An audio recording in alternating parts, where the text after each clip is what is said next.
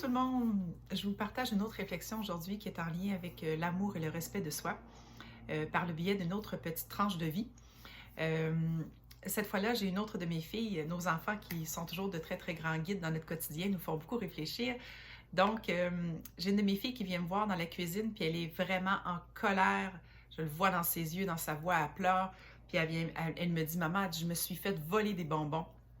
Puis là, ma première réaction, ça a été un peu comme j'ai réagi fortement moi aussi en disant, mais voyons, on ne mettra pas dans cet état-là pour des bonbons, on s'en fout des bonbons, on va en acheter d'autres tout simplement. Puis là, j'ai vu dans son visage vraiment beaucoup de tristesse, puis encore beaucoup de colère, puis une fermeture, puis elle a tourné les talons, puis elle est repartie dans sa chambre. Et là, immédiatement, dans les secondes qui ont suivi, euh, j'ai compris que ce que je venais de faire à ce moment-là, c'était d'invalider ma fille dans l'émotion qu'elle vivait à ce moment-là. Une émotion qui était la colère et de la tristesse par rapport au geste de s'être fait voler quelque chose dans sa chambre, dans ses tiroirs, dans sa vie privée. Et là, ça me ramenait vraiment dans mon propre vécu aussi, où à de nombreuses reprises, je m'étais fait invalider aussi dans une émotion puis des sentiments que je vivais. Puis j'ai pris conscience à quel point c'était douloureux de vivre ça. Donc, je suis allée voir ma fille tout de suite, je me suis excusée, je lui ai dit qu'elle avait vraiment raison de se sentir en colère et triste. Puis après ça, ben, j'ai apporté une solution pour régler le problème des fameux bonbons.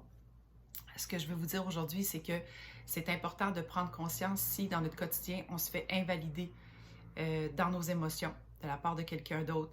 Lorsqu'on vit une émotion qui est vive, soit de la colère, de la tristesse, se faire dire par quelqu'un qu'on n'a pas raison de vivre ça, c'est vraiment violent. C'est important de s'en rendre compte. Il y a une phrase que j'aime beaucoup, moi, qui est la suivante: ça doit être important puisque je le vis.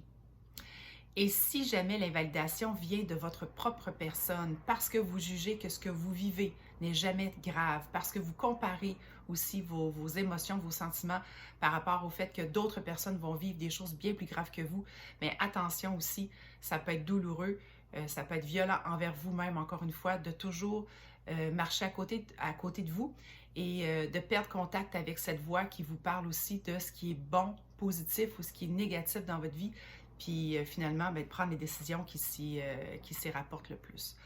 Donc, si vous avez envie de m'écrire des commentaires par rapport à ça, l'invalidation des sentiments, si vous l'avez vécu, si vous le vivez encore, ben, n'hésitez pas à m'écrire, ça va me faire plaisir d'en parler avec vous. Puis je vous souhaite encore une fois de toujours être en cohérence avec ce que vous vivez, puis de laisser toute la place à ces émotions que vous vivez et surtout de ne laisser personne invalider vos émotions que vous vivez, parce que c'est important.